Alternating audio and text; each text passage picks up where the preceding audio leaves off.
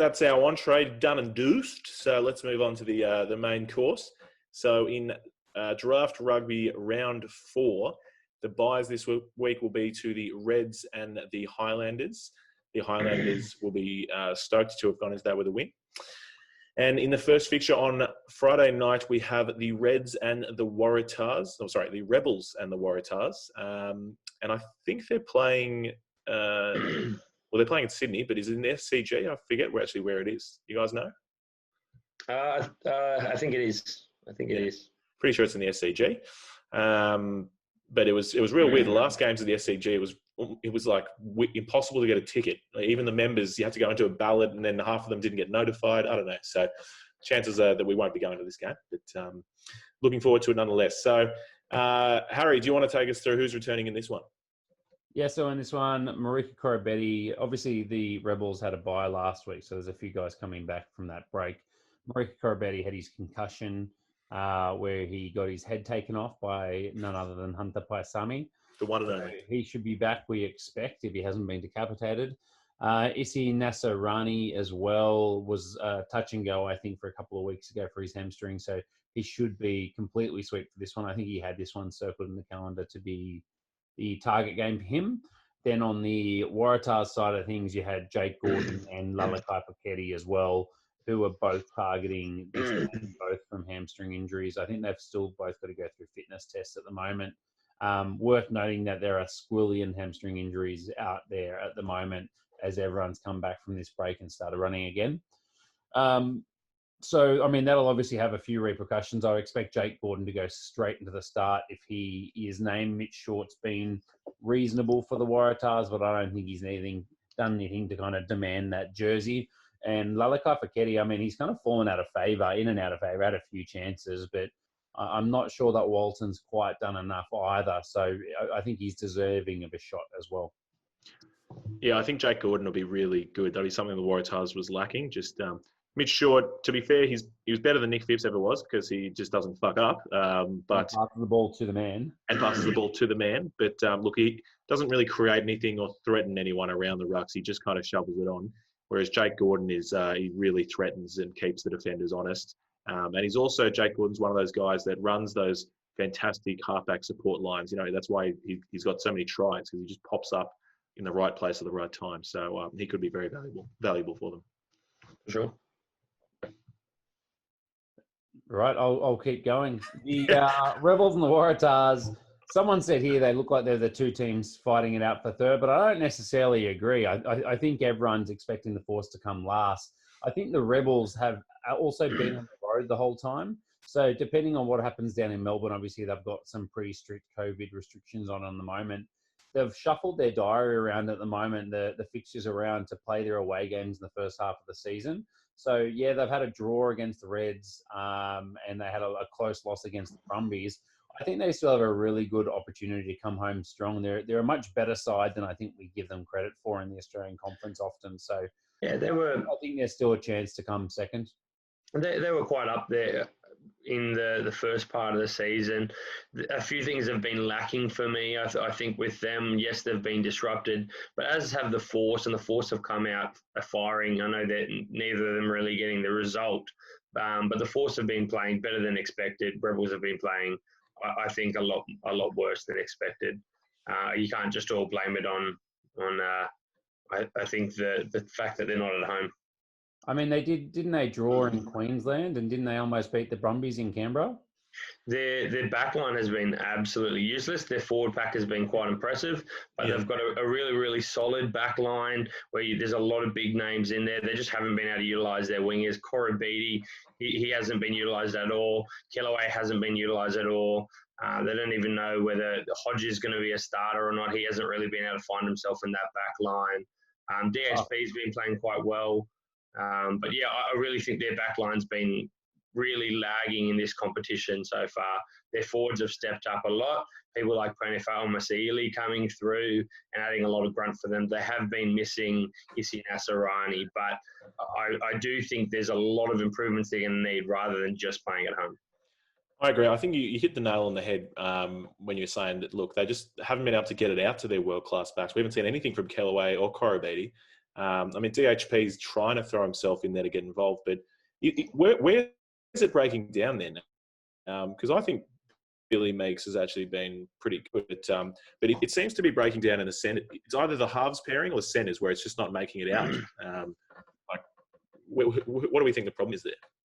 I think it's their tactics. I think Bill Meeks has probably been stifled with the ball a little bit more this shorter season than what he has in the past. To be honest, I think that intercept try that he scored kind of papers over a few of the cracks for him. Yeah. Campbell Magna, I thought, was pretty solid. He ran a couple of good lines and kind of got to the outside and created some opportunities for his outside backs last week, a couple of weeks ago as well. So I don't think there's any one player. To me, I think it's more the fact that they've played a very big kicking game and they have relied heavily on their forwards in trying to truck it over the line. So I think truly it's just tactical and trying to get the ball out a little bit more and give them the opportunity. Yeah, no, fair. I think I said maybe a week ago or 2 weeks ago that it was interesting. It's the first time the Rebels, it was the forwards were the ones not letting the team down, that the forwards were really bringing it, particularly at the set pace. They were taking the Brumbies to school at the scrum. I think we expect that probably to continue. Love to see as much of the pony as possible, but I think Nazarani coming back will be a massive breath of fresh air. Just because the work rate of the men. I mean, Pony has been making some great game line carries, but Nazarani will make about 10 times the carries. Just no one can get through the amount of work that he does. And with that much game line ball, the backs have to be able to do something with that shortly. You know what I mean? I agree that I think tactics is probably a bit of the issue. Week 1 against the Brumbies, they didn't really kick at all. In terms of their second match against the Reds, they just kicked consistently and kicked, I think it was 2 or 3, it might have even been 3 times as much as they did in that first game against the Brumbies. So I don't know if it's as simple as they're kicking too much, because the first game they didn't seem to kick that much. It just seems like there's not that direction and control when they're looking to use the backs. They have some of their forwards doing that grunt work, but there's just a link. There's something that's missing. But I do agree with Harry. I don't think it's a sole player. It's something a little bit deeper than that in the backs. All right, we'll talk in team sheets. I think for the Rebels, I don't expect much to change, except possibly Nazarani in and Hodge back in. Otherwise, I don't really think we'll see many changes for them. For the Tars, depending on how Bell's injury pans out, I think even if he's coming back, he'll probably be from the bench again. Well, they said that it's no guarantee in an article today. So okay, so Tommy Robinson back. I think Tom Horton has to get a start again after that performance. I think we talked about it last week, but I think Dempsey probably should start at 8 again and we'll bring Will Harris in off the bench. And so for me, it's just the question for me, which I think you guys will bat me down upon, but Newsom keeping Nwinga Iwase off the bench on the bench. Mate, get his name right. I personally just don't. You don't need to tell us in the middle of his name. Yeah, it's true. I don't think that Newsom. I think Newsom is probably 13. I don't think he has the pace for a winger. Look, I mean, I shit on Newsom every week, but just I think he's either going to play 13 or be on the bench, basically, because the other wingers just bring so much more. I don't think he's a wing, especially with the competition he's got there. He does run some really solid lines. He's not bad in defence. I do think he's a 13. Walton probably had his best game to date at 13, but neither of them have really stamped their name on that jersey. And I think, look, the reason that Nwinga Iwase is not on the field at the moment or didn't get a run last week is because he's such a defensive liability. They haven't been getting him in the game enough, which is, I think, probably the rest of the backline's fault. He's not a winger at this stage that goes looking, so I don't think they should expect that from him. But he's definitely a liability in defence. And I guess that's where Newsom is stronger. He's a good defender. Yep. Yeah, fair. Very good. All right. Anything else from the Tars, really, that we're expecting for this weekend? I don't think any other personnel changes, really. We touched on Jake Gordon straight in there. But I think we're over time, so I'm just going to steal your line and say, can't wait to see Pony again. that was my line, but yeah, I think the one last thing to point out that the lineouts for the Waratahs has been dominant against the Brumbies and Force, like ridiculously dominant, while the Rebels lost faith in their own lineout after 20 minutes against the Reds. So I'd be expecting the Tars, who have numerous kickers, to put that ball down into corners, to try and use that 50-22 and back their own lineout, where I can't see the Rebels wanting to do the same.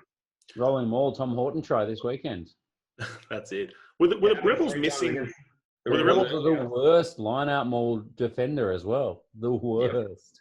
Were the Rebels missing Stolberg last game? Or was he playing? Because he's an absolute weapon in the line out. No, he played. He did? Okay. Well, no excuses for them. All right.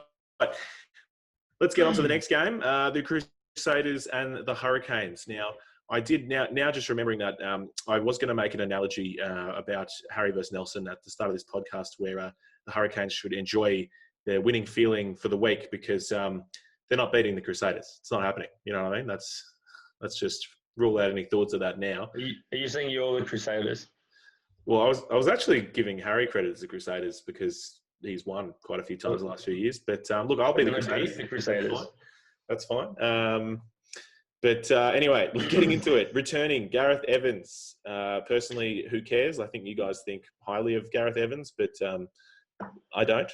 But anyway, if he's back, I think it'll be from the bench at this stage. Like, I don't think they'll throw him straight in the starting team.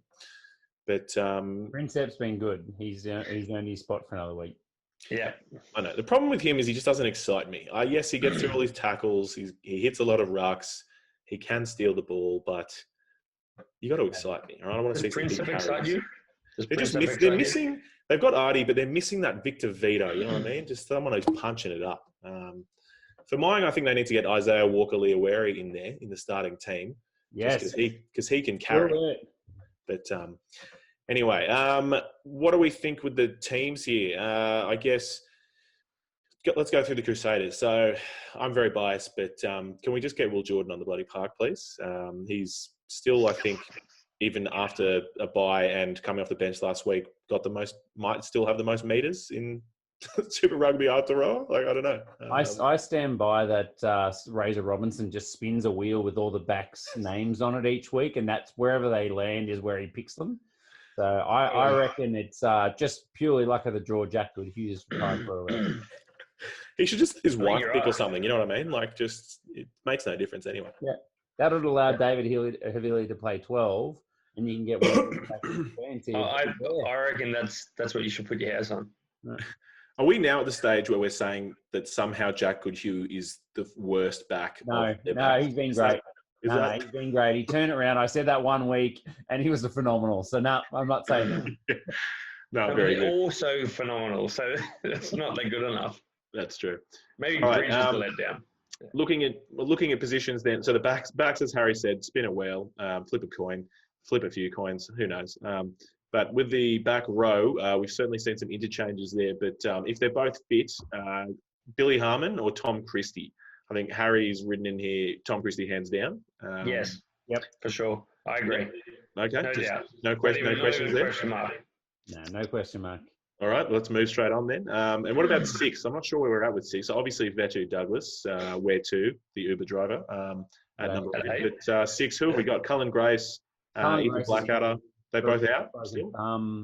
Ethan Blackadder, I think they said that he had a knee injury and was consulting a surgeon, might need a clean out, which to me means he's either got, they said, a loose bit of something floating around. So if it's just a loose bit of bone, he could be back this week, but more likely it's a clean up of his meniscus or something, and it's going to be at least a few weeks out. So he's touch and go, I reckon. You've got to lean towards Tom Sanders, or if they're just wanting to spin that wheel, that maybe they'll throw Sione Havili in as well for a bit of fun. True, I guess. I was going to say maybe put David Havili there. That way you don't have to leave him. Well, I was going to say, if David Havili for some reason is not on the field, then Sione Havili's going to start because you've got to have Havili on the field. That's true. Basic premise. All right, for this one, I think one of the big points that we've talked about is Crusaders, how many tries they score off their rolling maul, whether it's actually a rolling maul try or whether they just suck everyone in and then spread it wide. I think the Hurricanes are going to have great difficulty defending that. And you've made a great point here, one of you, particularly when Asafa Amua in the second half starts throwing the line out straight to the Crusaders as well. So I don't know. How do we see the Hurricanes dealing with that? We don't. The Crusaders games are actually getting the easiest to talk about because you can't deal with them and move on. Well, I saw a stat that said out of all the games so far across both competitions, no game has been decided by 10 points or more, except the Crusaders games, and 3 of those have been. I mean, the writing's on the wall, really. Yeah. So you mean to make Super Rugby competitive, get rid of the Crusaders? Yes. No, I still stand by New Zealand can't support more than one competitive team. Or let's just spread the Crusaders players amongst the 4 Australian franchises, then we'll win consistently. No, only the ones that aren't capped by New Zealand. Yes. Okay, let's go on. Come on. Yeah. Hurricanes. All right. I think my point. what we all want to see this match for sure is Sevu Reece smashing Laumape. Just like what happens when an immovable object hits an unstoppable force? What happens? I don't know. I want to see it. We'll find out. I'm on the edge of my seat to see that happen. Please, please, please, please. I don't think Laumape will be running down the wing this week. Put it that way. No. True. So we're relying on Sevu to go hunting for him, basically. Search and destroy. But yeah, look, this one, I mean, what do we say? Crusaders, they're obviously going to win. They're just too composed, too good. Hurricanes, it's going to be all about attitude, and it's going to be about, I mean, it's too easy and too cliche to say, but it's going to be about a massive start and then stay in it for the last, for the whole 80 meters, the whole 80 minutes. You know? I think scrum is going to be really telling. So the Hurricanes, there was a stat during the game last week saying the Hurricanes score half their tries through their scrum. And right. I stand by that. I think their forward pack has been really good at the scrum in Aotearoa.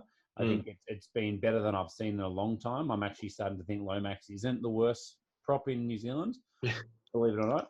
And I think if they can get some parity there against what has been the benchmark scrum in New Zealand for a number of years, then I think that will go a long way to giving them some opportunities. But my gut feel is that Crusaders are the benchmark there for a reason. And every time a team needs to scrum well against them, they make an absolute mark of it to demolish the opposition. So I'm a bit worried for the Hurricanes because of that.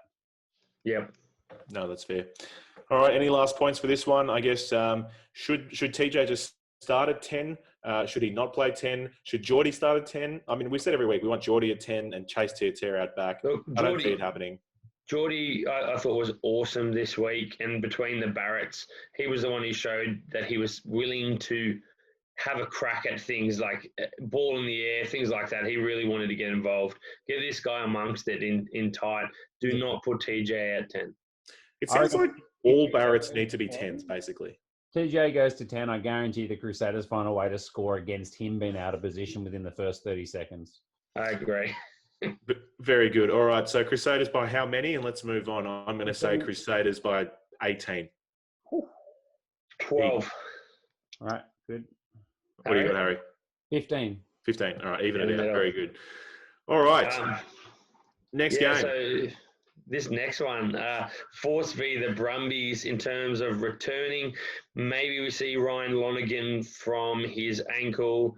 Who cares? Not with Isaac Fines' form, mate. He just won the game for him. I was going to say, not likely, mate. Isaac Fines is right there. Harry, I talked about Isaac Fines for the last 2 years. You've never rated him or even thought anything about him, mate. Western Force player, mate. Who talks about those guys? That's very good. He is good. I have to back Harry here. I'm sorry. Let the guy start, and hopefully we see the return of Solomon Ikata. That guy is exciting. Keen.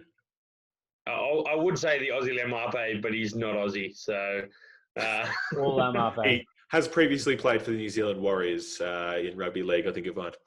Yeah. So, look, the Force have shown that they can be competitive in this competition.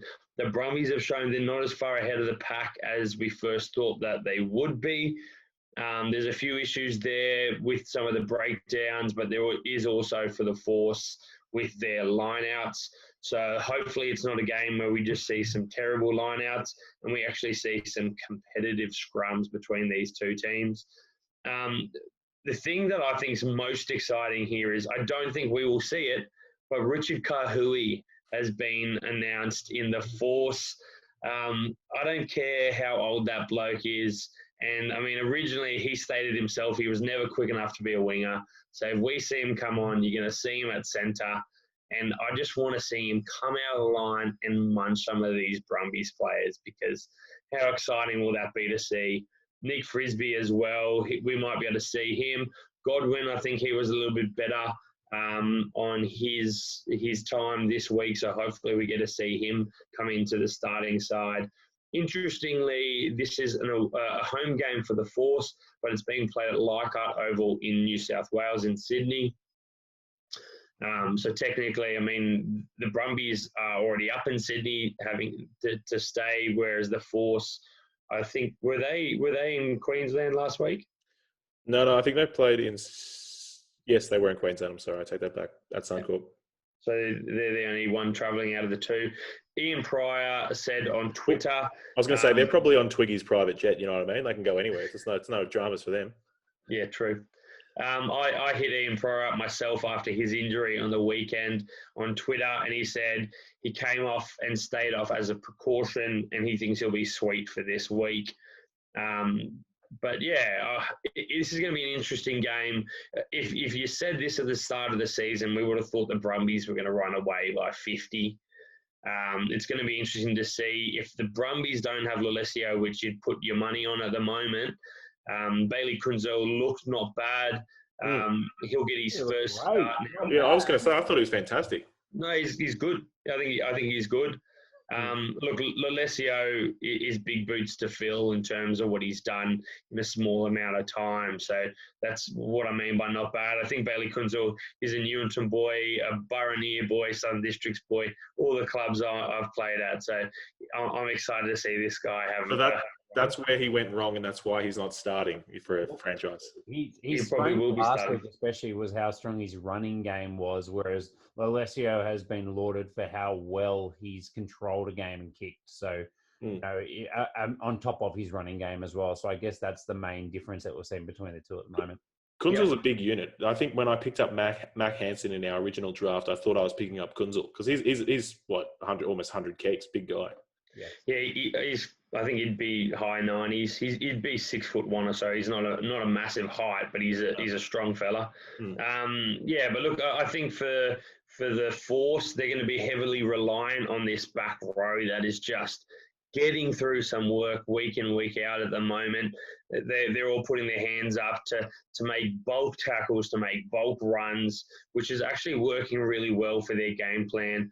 To have Jono Lance hitting that line flat with runners around him, because it sucks in the defenders and it creates that space, creates those gaps for these attacking wingers like Ralston to hit at pace. So for them, it's going to be important that they can do that work in tight to try and create some of these gaps.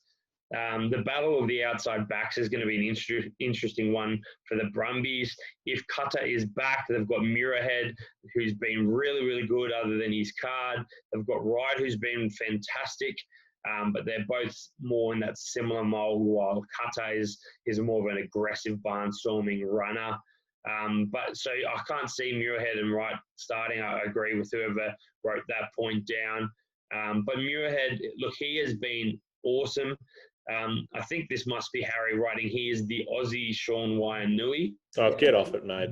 Don't you reckon, no, dead set. We ragged on Muirhead. I still rag on him. He's still not had a bad game. Harry, I just performs week in, week out, and I don't know how. You said that just because he's got the cornrows that Wainui has been rocking previously. It has nothing to do with how he plays, and it's purely that we never expect anything from him, and he just keeps playing well. Well, I just want to point out, Harry, you recently said that Wainui is the Kiwi Rob Horn, and if then Muirhead is the Aussie Wainui, that makes Muirhead the Aussie Rob Horn. Is that right? Yes. I'm confused. He's the second coming. Okay. Well, it's all good because hopefully he's not playing this week and we get Carter back in there to actually play some rugby. Crags, your boy, Tutu, is he past it finally? I don't think he's past it, but we just haven't seen a lot of him. I'll tell you the problem. The problem is, and I called it at the start of Super Rugby this year, it's that Simone has been absolutely fantastic. I really liked Simone when he was playing NRC, and then for the Tars, I just think he didn't get enough of an opportunity at the Tars. I think it was a massive loss to lose him. But because not only is he a ball player and can kick, he's taking a lot of those choo-choo hit-ups, which for me as a dedicated choo-choo fantasy owner is becoming very frustrating. But, TK, one of the things that always gets underrated is his defensive decision making. He's a fantastic defensive 13, which is why he always finds himself in the Wallabies. But he just hasn't been making those hit ups, and it's been a while since I've seen the old choo-choo try celebration. So you're not on board with shifting Solomon Akata to the centres with R.A. Simone for a game just for a bit of fun against the Force? Well, no, because he's in my fantasy team. But no, I mean, and that's another thing. And obviously, when they had Simone and Carter, both of them were doing hit-up crash balls in the centre of the field. It was leaving no space for TK. TK took 6 hit-ups on the weekend, and he was getting over the ad line, but he wasn't making breaks. Not getting involved. Line out a couple of times as well. Like they are trying to use him, but he's just not breaking away like he used to. 6 hit-ups. That's not trying to use the bloke. Oh, that's a fair amount of opportunities for an outside back. But yeah, I don't know. I mean, I'm biased. I just want to see more of the choo-choo, but I can't see them dropping him, to be honest. He's kind of like the glue there, just because he's been there forever and he's the defensive structure. Yeah. I wouldn't be dropping it. If there's a game you do it, it is against the Force, but there's just no way you're going to do it. Tom Wright. And also, I mean, they're all pushing for Wallaby selection still. You know what I mean? New coach. It doesn't matter that TK has been the incumbent or been there or thereabouts for years. They're all keen to game time. You know what I mean? No one's going to be sitting. Anyway, boys, I agree with that. But let's wrap this up. The Brumbies, Tom Wright on Muirhead. That's the difference. Yeah, tune in for Nelson and Harry's podcast tomorrow night on Andy Muirhead. Moving on, what do we see the result in this? Brumbies by what? 12. 15. 18. I'll just round it out. We'll just keep those same numbers clocking over. All right, now to some, I was going to say more exciting rugby, but no, probably more exciting rugby. I'm still Kiwi bias. The Blues and the Chefs, the Chiefs, and this is in Auckland. Returning Hoskins Satutu, fairly handy player if you've heard of him. Also Caleb Clark, fairly handy player if you've heard of him. Also both in Nelson's fantasy teams. Knowing what Nelson does to fantasy players, they might never start again. Actually, that's a very good point. That's true. I did ruin Munascutter's career. So that's it. Chiba, James Parsons to come back from concussion, and Natoya Akoi also coming back from concussion, the Chiefs' young lock. The Chiefs, how do they bounce back from last week? I mean, I think whilst it would be extremely disappointing to take the loss, and I just enjoy watching Warren Gatland's face towards the end of these games more and more each week. I don't know why. I can't get behind. I'm finding it hard to get behind the Chiefs with Warren Gatland as the coach. I don't know what it is. He hasn't done anything, but I just don't feel the same way about them. But no, how do they bounce back? I think last week, early on, they were back to their best and what we want to see of them, willing to throw that ball around with some really dynamic play. But, I mean, they're going to learn from that one that the game's never done and you can't shut up shop. No, I don't think that they necessarily did, but they relied too heavily on people like Boschia to steal them that ball numerous times at the back end of that game, rather than really being able to finish it themselves as a team. So I think if they won that one, it would have been purely on his shoulders in the last 10 minutes. He only had 2 turnovers for the game, right? Sorry? He only had a couple of turnovers for the game, though.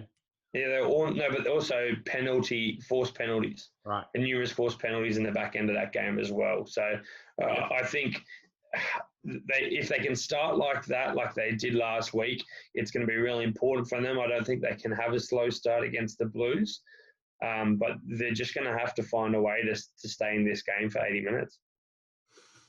I agree. No, I reckon this game's all on the Blues. I reckon the Chiefs are finding ways to snatch a defeat from the jaws of victory week in, week out. And I think Gatland has not got them in a confident headspace. I think their confidence must be completely shot, to be honest, by this stage. I think the Blues defense was very weak in the first 60 last week, and it took them until the last 20 minutes to start to actually make their tackles. But even then they weren't pushing off the line. So I think the only way that would happen this week is if they were very tired. And I don't believe that will happen with them rotating some of their big players, like, as you mentioned earlier.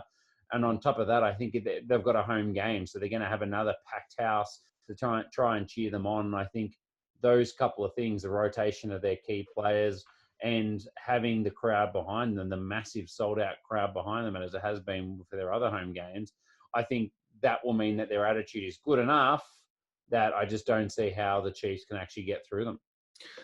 Yeah, I think that'll play a massive part. I think this is the pivotal point of the Blues season. Like, this will be the defining point, basically. I mean, it's about halfway through, but if they lose this, I reckon it'll be significant impact on how they travel for the rest of the season. Whereas if they win this, it's kind of like, all right, we're back on track. Let's do it. It's Crusaders, us, daylight, the next teams. The Blues, after their recent loss, it's going to make it a very tough trot for them to actually take this with no finals. Crusaders are going to have to lose to them and someone else. It's all over. Yeah, it's all over. But I think the Blues have a lot to fight for. The Chiefs haven't won a single game yet. So, I mean, if the Chiefs lose this one, maybe Australia should say, hey, Kiwis, maybe you guys can only have 4 Super Rugby sides. Yeah, sorry, no, I forgot it's there's no finals in the Super Rugby Aotearoa, so no, it is in fact done and deuced. But yeah, all right, player selections in this one. Do we see anything really new? Do we see Bowden play another 30 at fly half or more than that? I don't know. I think the writing's on the wall. You know, we said a couple of weeks ago when the Blues were winning that we thought that was papering over the performance of the team with Aotearoa Black at 10 and Bowden Barrett at 15. I think we've all seen that Bowden isn't able to have an effect on a game that he should at 15. So, and I mean, there was some player voting going around over the last couple of weeks in New Zealand, and they said that they thought Bowden was the best fly half in the country, and he didn't rate in the top few. A couple of the ex-Kiwi players were saying he was the 5th choice fullback. So, I mean, it's a no-brainer. You need to put him at 10, and we've seen what he does when he's a threat with the ball in hand. I think this is the time the Blues have lost a couple of games. It's time to throw him in and give him the opportunity at fly half. Yeah, I agree. And I think we've said, I'll just jump in. I think we've said every week, who do you play at 15 then? I think they only really have Matt Duffy. So I think that's their 15. And that's not the worst. I think the amount that you gain from Bowden at 10, Matt Duffy's more than good enough at 15. Yeah, look, I don't think Duffy's a bad player. He's not going to be making big mistakes. I think he does have a decent quality to him in attack as well. I think another thing that I'd like to see is, sorry, Harry Plummer, but TJ Fayani, he's got to be coming into that 12 jersey. And I think he would actually pair quite well with Bodie Barrett. Bodie Barrett does not need Harry Plummer outside him. So get the likes of TJ Fayani who can offer a different style of play. He can run the ball. He can still do kicks. He can still set up, but he can also straighten that line a little bit better. And I think that will go a long way to fill a couple of their defensive holes as well. I think watching those last 2 games back by the Blues, they have some real issues with their midfield defense. They seem to give a lot of holes with people running tight unders lines or the little offload inside, or you know, they just get disconnected. And, you know, there's a couple of tries to Coles and Lamape. There was another one of Will Jordan to kind of seal the game for the Crusaders as well. That it seems to be an ongoing problem for them. And I think putting the world's best fly half at 10 and the experienced TJ Fayane, he's the captain of the Auckland side as well. I think that's a much more solid pairing for them there. Yep. Yeah, I agree. All right. Do we any personnel changes for the Chiefs? Perhaps Arcoy to slot straight back in to the starting side, but otherwise, I don't really think we'll see many changes. Solomon Alamalo was unfortunately really quiet on the weekend. He just couldn't get his hands on the ball, but I think we'll see him start again. I'm not sure we'll see Nankerville start there again. I do like him, but they have been favouring Quinn Tapea. I suppose we did see Anton Leonard-Brown backfiring, playing at 13, which maybe gives them another thought about keeping him there. But I think chances are we see Quinn Tapea back. Well, I haven't been keeping up with the casualty ward as much as I should have, but the commentators on the weekend made it seem like Nankerville was returning from not being 100%, and that could be why Quinn Tapea had been getting picked ahead of him for the first few weeks. If you look early, that's for sure. Yeah, if you looked early on at the start of the year when they were both available, Quinn Tapea definitely seemed to be the favourite of the two. Yeah, For sure. No, I just remember making a note that they seemed to suggest that Nankerville's the preferred option. I was very surprised by it. So I guess we'll have to watch this space. But yeah, certainly Nelson with Nankerville and his team is not feeling confident that he'll be there for him this weekend. I had a little fantasy footy nugget as well for the managers out there. I'm a Josh Goodhue owner. I really like his work rate, which is non-existent at the moment. Basically, I've decided he's good if Gerard Kelly Tuioti is not on the bench, and he's not good when he is on the bench. So Kelly Tuioti is coming on in the 40th or 41st minute for Goodhue when he's on the bench, which means he's just not racking up the minutes to get his runs and tackle count up. Whereas the week before that, where they were using, is it Connor that started at 6? Aaron Carroll? I think so. Carroll. Carroll that started at 6 this week and was on the bench instead the week before. They're using him as a loose forward replacement, and then just because he can cover lock as well, Goodhue was playing 80 minutes, or he played 86 minutes or whatever it was when they played some overtime as well. So to me, I'm going to sack him. Heads up to both of you guys and the rest of our league if Kelly Tuioti is on the bench and not otherwise. Not interested. Very good. I mean, he's got the name, but that's about it. All right. In terms of, let's just jump to what are we calling this game at? I mean, I could be skipping ahead here, but I think the Chiefs, the Blues forward pack will be a lot more on the ball and defending the Chiefs rolling mauls. So I think there'll be crack down a lot on that. How's the Blues line out as well? I think it's been pretty good. The Blues line out is very good with Patrick Tuipulotu steering them around. And then I think their scrum is better with Parsons than it is with Eklund, although Eklund's great around the park as well. So assuming they're back, their set piece should be solid, and their rolling maul D is pretty solid as well. So, yeah, I think, the Chiefs, after their slow start in the last few weeks, but, one of the things that gave them a fair bit of momentum this week was that rolling maul. And I think you take that away from them, and again, you might find that it's a team struggling to find some go forward and some try scoring opportunities. All right, let's call it. I'm going to say the Blues will win this, and I'm going to say by 10 points. Only the Crusaders win by that many. Yeah. 9. Oh, okay, yeah, 1 point less. All right, mate. Yeah. I'm going to say 8. So you're the losers, the bunch of you. I was going to say 10 first of all, so yeah. I'll go 8. Very good. All right, well, that's the main course, round 4 of Draft Rugby, Fantasy Rugby.